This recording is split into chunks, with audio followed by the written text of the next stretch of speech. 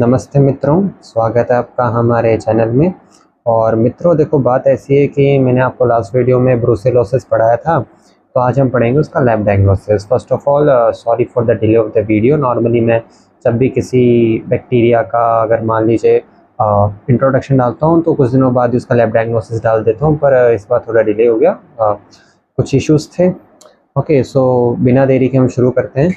तो ब्रूसेलोसिस जो है उसका लैब डायग्नोसिस तो मैंने आपको साल्मोनेला के टाइम पे भी बताया था कि जब भी हम किसी भी ऑर्गेनिज्म का लेबोरेटरी डायग्नोसिस पढ़ते हैं तो हमें कुछ हेडिंग्स पे पढ़ना होता है। जैसे सबसे पहले स्पेसिमेन कलेक्शन, डायरेक्ट माइक्रोस्कोपी, फिर कल्चर में culture conditions, culture identification, serology और मॉलिक्यूलर मेथड। तो सबसे पहले जिन बच्चों के एग्ज़ाम्स बहुत ज़्यादा नज़दीक है और उनको ऐसा लग रहा है कि नहीं हमारा पहले से पढ़ा हुआ है, हमें तो बस क्विक रिवीजन करना है, या जिनको लगता है कि हमारे एग्ज़ाम नज़दीक हमें तो फटाफट पढ़ना है, तो उनके लिए मैं एक जनरल इंट्रोडक्शन अभी बता देता हूँ। और जिनके एग्ज़ाम अभी दूर हैं उनके लिए फिर हम मैं इनकी नेक्स्ट बता दूंगा कुछ टाइम बाद। सबसे पहले स्पेसिमेन, तो अपने को पता है कि ब्रूसेलोसिस क्या है, ये कार्डियोवैस्कुलर सिस्टम का बैक्टीरिया है। तो स्पेसिमेन कौन सा होगा? स्पेसिमेन होगा ब्लड। दूसरा, अब ब्लड के साथ एक प्रॉब्लम होती है जो मैंने साल्मोनेला के टाइम पे भी बताई थी कि ब्लड जो होता है, ये ब्लड हमेशा एंटीबायोटिक शुरू करने से पहले हम ब्लड को सैंपल लेते हैं। जैसे अपने को पता है विदेशों में क्या होता है कि जब भी किसी बंदे की कोई प्रॉब्लम होती है, बंदा तुरंत डॉक्टर के पास चला जाता है। हम इंडिया वाले क्या है, पैसा बचाना है, तो उसके लिए पास की कोई फार्मेसी की शॉप होगी उसके पास चले जाएंगे। तो जैसे किसी बंदे के अंदर ब्रूसेला का इन्फेक्शन होता है, उसके फीवर चढ़ता है, तो वो भागकर तुरंत क्या करता है, कोई एंटीबैक्टीरियल ड्रग ले लेता है। तो उस वजह से क्या होता है कि कुछ टाइम के लिए बैक्टीरिया ब्लड में गायब हो जाता है। तो ब्लड को हम एंटीबायोटिक्स लेने से पहले ब्लड सबसे बेस्ट स्पेसिमेन है। एंटीबायोटिक्स लेने के बाद सबसे बेस्ट होता है बोन मैरो। इसके अलावा CSF को भी हम एज ए स्पेसिमेन यूज़ कर सकते हैं। उसके बाद आता है कि जैसे हमने स्पेसिमेन ले लिया, देखो यहाँ माइक्रोबायोलॉजी इंपॉर्टेंट होती है कि आप माइक्रोबायोलॉजी पढ़ोगे और आप डॉक्टर बन गए कल को और आपको पेशेंट को देख के पता चल गया कि यार इसके ब्रूसेलोसिस हो सकता है, तो माइक्रोबायोलॉजी से आपको पता चलेगा कि आपको कौन सा सैंपल लेना है। पता चले कि सिम्टम्स तो ब्रूसेलोसिस के दिखा रहा है और आप ब्लड स्पेसिमेन जो है ना वो स्टूल लिख रहे हो, यूरिन लिख रहे हो, तो उसका कोई मतलब नहीं होता। आपको पता होना चाहिए कौन सी बीमारी के लिए कौन सा स्पेसिमेन लेना होता है। फिर आती है डायरेक्ट माइक्रोस्कोपी, मतलब हम माइक्रोस्कोप से डायरेक्टली देख लेंगे कि इस बैक्टीरिया कैसा दिखाई देता है, कैसे इसके फीचर्स हैं। तो इसके अंदर मैंने लास्ट वीडियो में बताया था कि ये क्या है अपना, ये है ग्राम नेगेटिव कोकोबेसिलाई है। देखो कुछ बैक्टीरिया होते हैं वो ऐसे होते हैं राउंड शेप के, कुछ बैक्टीरिया ऐसे होते हैं रॉड शेप के, कुछ दोनों का एक तरह से मिक्सचर सा होता है। तो ग्राम नेगेटिव कोकोबेसिलाई है कल्चर। कई बार क्या होता है कि डायरेक्ट माइक्रोस्कोपी हम कर देते हैं, पर ये मेथड ज़्यादा अप्रोप्रिएट नहीं होता, क्योंकि हो सकता है कि पेशेंट के अंदर बैक्टीरिया तो है और बैक्टीरिया बहुत ही कम अमाउंट में है, तो उसके लिए हमको क्या करना पड़ता है, कल्चर करना पड़ता है। तो कल्चर कंडीशंस के लिए हम लोग कौन सी कल्चर कंडीशंस इसके लिए यूज़ करते हैं? तो ये क्या है, एक ऑब्लिगेट एरोब है। ये क्या है, एक ऑब्लिगेट एरोब है। और क्योंकि एरोब का मतलब क्या होता है, ये स्ट्रिक्टली ऑक्सीजन की प्रेजेंस में ही उगेगा, बट ये ऑब्लिगेट एरोब है, इसके बावजूद इसको ग्रो करवाने के लिए हमको 5 to 10% CO2 का हमें यूज़ करना पड़ता है। उसके अलावा एक बार कल्चर कंडीशंस हो जाएं, ये एक बार हम इसका कल्चर कर लेते हैं, और अगर अपने को कल्चर देख के लगने लग जाए कि नहीं यार ये तो ब्रूसिला ही है, तो फिर हम क्या करते हैं, फर्दर इसके सब कल्चर्स करते हैं। तो सब कल्चर्स के अंदर हम लोग क्या करते हैं, ब्लड अगार जो होता है उसका हम लोग यूज़ करते हैं और दूसरी अगार्स का भी हम यूज़ करते हैं। कल्चर आइडेंटिफिकेशन के अंदर वही अपने को ग्राम नेगेटिव कोकोबेसिलाई दिखाई देगा, ठीक है। इसके अलावा इसका मोटिलिटी टेस्ट करते हैं हम लोग कि मोटाइल है कि नहीं है। सीरोलॉजी टेस्ट इसका बहुत इंपॉर्टेंट है। सीरोलॉजी के लिए हम यूज़ करते हैं standard agglutination test. Standard agglutination test क्या होता है कि जैसे मान लीजिए कोई पेशेंट है, तो उस पेशेंट के अंदर ब्रूसेला ने इन्फेक्शन कर दिया। अब ब्रूसेला जब उस पेशेंट के अंदर इन्फेक्शन करेगा, तो इन्फेक्शन करने के बाद क्या होगा, पेशेंट के अंदर एंटीबॉडीज़ बनेंगी, ठीक है। अब उस पेशेंट के अंदर एंटीबॉडी बन गई। मान लो कि ये पेशेंट था, इसके अंदर ब्रूसेला ने इन्फेक्शन कर दिया, ठीक है। अब इस पेशेंट ने बना ली एंटीबॉडीज़ को मैं से राउंड दिखा रहा हूँ, ब्रूसेला को वैसे दिखा रहा हूँ। अब हमने क्या किया, इसका लिया ब्लड सैंपल, या हमने लिया इसका सीरम, अब ब्लड सैंपल में क्या होगा, ये एंटीबॉडीज होंगी, ठीक है। अब इन एंटीबॉडीज को हमने क्या किया कि हमने एक मरा हुआ ब्रुसेला लिया, हमने क्या किया, एक ब्रुसेला था, डेथ ब्रुसेला लिया या फिर उसका एलपीएस ले लिया, लिपोपॉलीसेकेराइड का जो उसका कैप्सूल होता है, जो उसकी कवरिंग होती है, हमने वो ली थी। ओके, तो हमने यहाँ पर क्या किया कि एंटीबॉडीज ली और हमने खुद का बना, मतलब हमने कहीं से ब्रुसेला, मरा हुआ ब्रुसेला हमने कहीं से लिया और उसका एलपीएस जो लिपोपॉलीसेकेराइड जो उसकी कवरिंग थी वो हमने एंटीजन के रूप में यूज़ किया, वो हमने इस टेस्ट ट्यूब में डाल दिया। अब अगर ये जो एंटीबॉडीज़ बनी हैं ये ब्रुसेला के खिलाफ ही बनी हैं, ब्रुसेला के इन्फेक्शन की वजह से ही बनी है, तो ये क्या करेंगी, एग्लूटिनेशन शो कर देंगे उस मरे हुए ब्रुसेला के साथ जो एलपीएस एंटीजन है, ठीक है। अगर मान लीजिए ये एंटीबॉडीज़ ब्रुसेला के खिलाफ नहीं बनी है, सपोज ये ब्रुसेला का इन्फेक्शन हुआ ही नहीं है, किसी दूसरे मान लो साल्मोनेला का इन्फेक्शन हुआ है, तो जो हमने एलपीएस एंटीजन डाला उसका ब्रुसेला का, तो उसमें क्या हो जाएगा, एग्लूटिनेशन ही देखने को मिलेगा, तो उससे अपने को पता चल जाएगा कि एंटीबॉडीज ब्रुसेला के खिलाफ ही बनी है, नहीं। अब इसमें क्या होता है, जो टेस्ट होता है इसकी प्रॉब्लम होती है कि आईजीएम और आईजीजी ये नहीं बता पाता कि ये जो एंटीबॉडी है ये आईजीएम है या आईजीजी है, इसमें डिफरेंस नहीं कर पाता। तो इसके लिए हम क्या यूज़ करते हैं, टू मरकैप्टो टेस्ट यूज़ करते हैं, two mercapto test, two mercapto ethanol test use करते हैं। वो क्या करता है कि वो डिफरेंशिएट करके, अब देखो अगर पेशेंट के ब्लड में आईजीजी एंटीबॉडीज़ बन रही हैं, इसका मतलब ये कि इन्फेक्शन बहुत पुराना है, क्योंकि जब भी हमारी बॉडी में कोई बैक्टीरिया अटैक करता है तो सबसे पहले आईजीएम एंटीबॉडी बनती हैं, और फिर जब दूसरी बार वो सबसे पहले आईजीएम बनती हैं, उसके बाद बनती है आईजीजी। तो अब अगर मान लीजिए आईजीएम एंटीबॉडी बन रही है, ये एंटीबॉडीज़ अगर आईजीजी है, इसका मतलब क्रॉनिक इन्फेक्शन है, लंबे टाइम से इन्फेक्शन चल रहा है। और अगर ये एंटीबॉडीज़ आईजीएम एंटीबॉडीज़ है यानी कि एक्यूट इन्फेक्शन है, तो यहाँ पर क्या होता है, ये टू मरकैप्टो इथेनॉल टेस्ट काम में आ जाता है कि ये क्या करता है कि जो आईजी ये सेलेक्ट कर लेता है एंटीबॉडीज़ को, मैं आपको फर्दर बताता हूँ इसमें क्या कैसे सेलेक्ट करता है।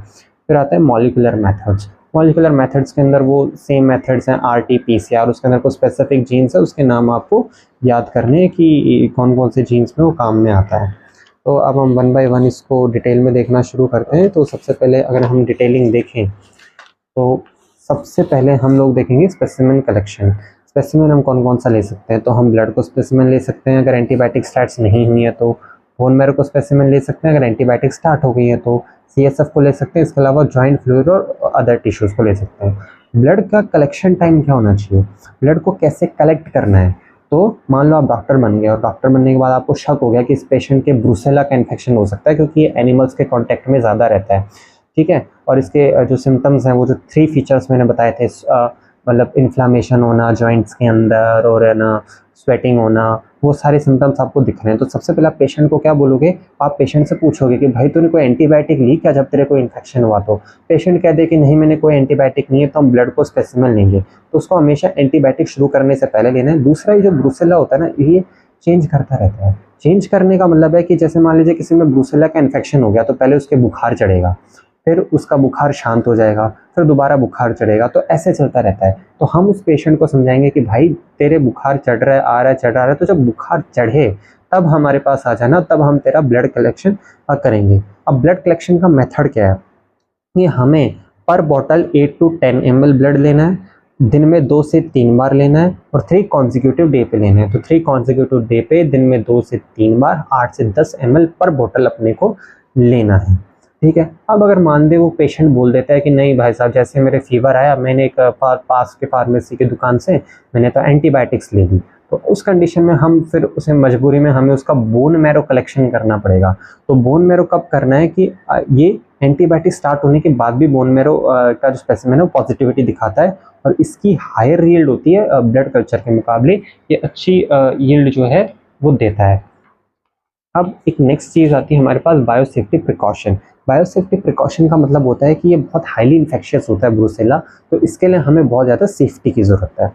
कल्चर कंडीशन, अब अगर मान लीजिए हमें उसे कल्चर करना है तो कल्चर करने के लिए हम लोग क्या करेंगे, तो कल्चर करने के लिए एक तो ऑब्लिगेट एरोब है यानी ऑक्सीजन के प्रेजेंस में उगता है, पर हमें 5 to 10% CO2 भी देनी पड़ती है और इंक्यूबेशन पीरियड 37 डिग्री सेल्सियस होना चाहिए। कुछ हफ्तों के लिए हमें क्या करना होता है, इसको इंक्यूबेट करना पड़ता है। अब यही दिक्कत आती है कल्चर की, कल्चर मतलब उस बैक्टीरिया को ग्रो करना बॉडी से बाहर, पर दिक्कत ये है कि उसमें सेवरल वीक्स का टाइम लग जाता है, तो ये मेथड इतना फेमस नहीं है क्योंकि वीक्स का टाइम लगता है।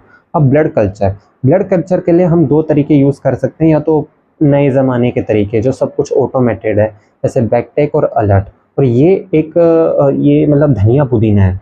जैसे आप फार्माकोलॉजी पढ़ते हो तो फार्माकोलॉजी में क्या होता है कि किसी भी ड्रग का आपको साइड इफेक्ट पूछ लिया जाए तो नोजिया वोमिटिंग इज़ लाइक धनिया पुदीना, एंटीमेटिक्स को छोड़ के आप किसी में भी ठूस सकते हो। तो ये ऑटोमेटेड ब्लड कल्चर इज धनिया पुदीना ऑफ माइक्रोबायोलॉजी, जो आप किसी भी कल्चर में डाल सकते हो। कि ब्लड कल्चर करेंगे तो एक ऑटोमेटेड ब्लड कल्चर होता है, उसके लिए बैकटेक और अलर्ट का यूज़ करेंगे। एडवांटेज क्या है, नया ज़माना है, एडवांस है, कम टाइम लेता है और ज़्यादा रिकवरी रेट रहता है। कन्वेंशनल मतलब जो पुराने ज़माने के जो यूज़ किए थे। अब इसमें कैस्टानिडा बहुत इंपॉर्टेंट है, कैस्टानिडा बाइफेजिक मीडिया। ये क्यों इंपॉर्टेंट है, क्योंकि कैस्टानिडा केवल आपको इसी में ही देखने को मिलेगा। जो ब्रेन अर्ट इन्फ्यूज़न जो BHI ब्रॉथ है, ये तो आपको और भी कई बैक्टीरियाज में देखने को मिल सकती है, but Castaneda biphasic media is only and only Brucella के अंदर ही देखने को मिलता है। तो ये आपका MCQ भी पूछा जा सकता है और इम्पॉर्टेंट भी है कि कैस्टानिडा किस में देखने को मिलता है, ब्रुसेला के अंदर। नेक्स्ट आता है सब कल्चर्स। अगर मान लीजिए कल्चर्स पॉजिटिव आ गए, अपने को पता चल गया कि हाँ भाई इसने इन्फेक्शन कर दिया, तो सब कल्चर्स, तो ये जो positively flagged blood cultures bottle होंगे उससे हम ब्लड अगार पे इसको ट्रांसफ़र करेंगे। यहाँ हम इंक्यूबेशन करेंगे कैंडल जार पर 37 डिग्री सेल्सियस पर, और पूरी एक रात के लिए अपने को करना है। नेक्स्ट आता है ब्लड अगार पे कैसा दिखा देगा, small smooth transparent non haemolytic. Non haemolytic का मतलब होता है कि वो जो हमारी RBC होगी उसका लाइसिस नहीं करेगा, ये बैक्टीरिया अपनी RBC पर कोई एक्शन नहीं लेगा। Non haemolytic small smooth transparent अपने को ब्लड अगार पे दिखाई देगा। नेक्स्ट आता है कल्चर स्मेयर। ग्राम स्टिमिंग करेंगे तो स्मॉल ग्राम नेगेटिव कोकोबेसिलाई आपको पता ही होना चाहिए, जनरल इंट्रोडक्शन है। मोटिलिटी में hanging drop test, it is also धनिया पुदीना। जब भी किसी बैक्टीरिया का किया जाता है ना मोटिलिटी टेस्ट, तो हैंगिंग ड्रॉप टेस्ट ही करते हैं, और ये भी यहाँ पर भी है नॉन मोटाइल है, ये मूव नहीं कर सकता। Now we are going for identification. So this is MALDI-TOF and VTech is it is also धनिया पुदीना in microbiology. कभी भी माइक्रोबायोलॉजी के अंदर अगर मान लीजिए आप बैक्टीरिया का लैब डायग्नोसिस लिख रहे हो तो उसमें आपको कल्चर लिखना ही पड़ेगा। पहला पॉइंट आएगा स्पेसिमेन कलेक्शन, सेकंड पॉइंट आएगा आपका दिस इज डायरेक्ट माइक्रोस्कोपी, और थर्ड पॉइंट आएगा आपका कल्चर, और कल्चर के बाद नेक्स्ट पॉइंट आएगा कल्चर आइडेंटिफिकेशन। तो कल्चर के अंदर आपको ये तो लिखना ही है कि ब्लड ऑटोमेटेड मेथड यूज़ कर सकते हैं, और MALDI-TOF और VTech की आज के ज़माने के टेक्निक्स हैं कि आप सीधा इसमें डालो, ये डायरेक्टली आपको बता देंगे कि भाई कौन सा बैक्टीरिया। तो MALDI-TOF और VTech आपको लिख के आना ही आना है। और इसके अलावा कन्वेंशनल जो पुराने ज़माने के लोग थे, टेक्नोलॉजी इतनी एडवांस नहीं थी, मशीनें नहीं थी, तो उस वक्त क्या से यूज़ करते थे, तो ब्रुसेला के लिए एक कैटालेस पॉजिटिव होता है और ऑक्सीडेज पॉजिटिव होता है। ये कैटालेस क्या होता है, ऑक्सीडेज टेस्ट क्या होता है, ये आपको जर्नल माइक्रोबायोलॉजी जब पढ़ाई जाएगी तो उस वक्त आपको बताया जाएगा कि कैटालेस टेस्ट क्या होता है, ऑक्सीडेज टेस्ट क्या होता है, उस वक्त उसमें आएगा ये। फिलहाल आप इसको याद कर लो कि कैटालेस पॉजिटिव और ऑक्सीडेज पॉजिटिव दोनों होता है आपका ये ब्रुसेला। और ये बहुत खास बात है क्योंकि मोस्ट ऑफ द बैक्टीरिया क्या होते हैं, catalase positive oxidase negative, catalase positive oxidase negative. केवल ये 2-3 बैक्टीरिया ही हैं जो कैटालेस और ऑक्सीडेज दोनों पॉजिटिव है, that is Brucella which is catalase positive and oxidase positive also, and other one is Vibrio cholerae जो कोलेरा कॉज करता है, इंडिया की सब उस बीमारी का ओरिजिन ही इंडिया से हुआ था। तो वो catalase positive and oxidase positive दोनों शो करते हैं। बाकी most of the bacteria catalase positive and oxidase negative, तो ये इंपॉर्टेंट पॉइंट है। Okay, next urease test. Urease test का मतलब होता है कि कुछ बैक्टीरियाज के अंदर क्या होता है, एक एंजाइम होता है यूरिएज जो यूरिया को तोड़ देता है, अमोनिया को तोड़ के वो यूरिया बना देता है। ऐसा टेस्ट होता है कि इसको मैं जनरल माइक्रोबायोलॉजी में बताऊंगा कि यूरिएज एक एंजाइम प्रेजेंट है या नहीं उस बैक्टीरिया के अंदर, उससे अपने को पता चलेगा। तो वो क्या करता है कि यूरिया को तोड़ने की क्षमता रखता है बैक्टीरिया या नहीं, वो इसमें यूरिएज टेस्ट में पता चलता है। तो ये रैपिडली पॉजिटिव होता है ब्रुसेला स्विस के लिए और ब्रुसेला कैनिस के लिए। मैंने आपको बताया था कि ब्रुसेला की 4 स्पीसीज होती है। पहला ब्रुसेला मेलिनटेंसिस जो कि मोस्टली एक होती है ब्रुसेला अबॉर्टस जो गाय भैंसों में इन्फेक्शन फैलाती है, मेलिटेंसिस भेड़ बकरियों में इन्फेक्शन फैलाती है, स्विस पिग्स में फैलाती है, और कैनिस जो है ये डॉग्स में फैलाती है। तो ब्रुसेला स्विस और कैनिस के लिए जो होता है ना यूरिएज टेस्ट रैपिडली पॉजिटिव है। तो इससे अपने को ये पता चल जाता है कि स्पीसीज भी पता चल रही है अपने को। फिर आता है सीरोलॉजी। सीरोलॉजी आइसोलेशन बहुत डिफिकल्ट है, उस बैक्टीरिया को निकालना फिर उसको कल्चर करना, तो इसलिए सीरोलॉजिकल टेस्ट जो होते हैं ये बहुत इंपॉर्टेंट हो जाते हैं। इसके अंदर सबसे पहला आता है स्टैंडर्ड एग्लूटिनेशन टेस्ट। ये क्या है, गोल्ड स्टैंडर्ड मेथड है। गोल्ड स्टैंडर्ड मेथड क्यों है ये, क्योंकि ये सबसे बेस्ट मेथड है जिससे अपने को कंफर्म हो जाएगा कि ये बैक्टीरिया जो है ये ब्रुसेला है या नहीं। तो प्रोसीजर क्या है, ट्यूब एग्लूटिनेशन टेस्ट है। इसके लिए हम एंटीबॉडीज डिटेक्ट करते हैं एलपीएस एंटीजन ऑफ अबॉर्टस। अबॉर्टस क्या है, जो गाय भैंसों में इन्फेक्शन करता है, ठीक है। तो अबॉर्टस को किल करके किसी भी तरीके से, और हम उसके एलपीएस एंटीजन निकाल के उसके खिलाफ एंटीबॉडी चेक करते हैं, मैंने पहले बता दिया। तो डाइल्यूशन करते हैं पेशेंट सीरा का, उसको किल्ड सस्पेंशन ऑफ बीटा अबॉर्टस जो है उसमें के साथ उसको मिक्स कर देते हैं, फिर इंक्यूबेट करते हैं 37 डिग्री सेल्सियस पे 48 आवर्स के लिए। अगर मान लीजिए नॉर्मली हम टाइटर कैसे यूज़ करते हैं, टाइटर का मतलब होता है कि जैसे मान लीजिए कोई पेशेंट है, उस पेशेंट के अंदर मान लो एंटीबॉडीज़ इसके खिलाफ बन गई, तो कितनी एंटीबॉडीज़ बनी है। हो सकता है कि कोई ब्रूसेला का इन्फेक्शन हो तो किसी पेशेंट में एक ही एंटीबॉडी बनी हो सकता है किसी पेशेंट में 100 एंटीबॉडी बन गई हो। तो उस हिसाब से अपने को क्या करना होता है, टाइटर मैनेज करना होता है।